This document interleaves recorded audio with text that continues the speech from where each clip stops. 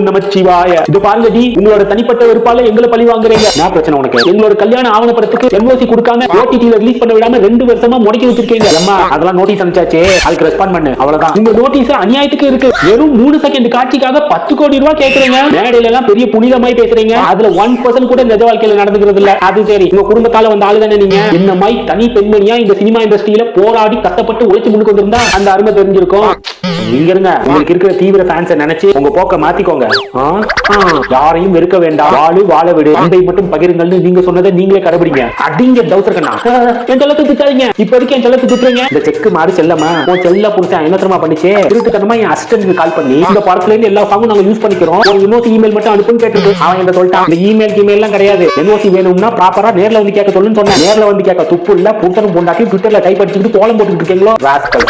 இதுக்கெல்லாம் நாங்க ஃபீல் பண்ண மாட்டோம். நீ எதுக்கு ஃபீல் பண்ண போறேன்? எனக்கு தான்டா ஃபீலிங், எனக்கு தான் ஃபீலிங்.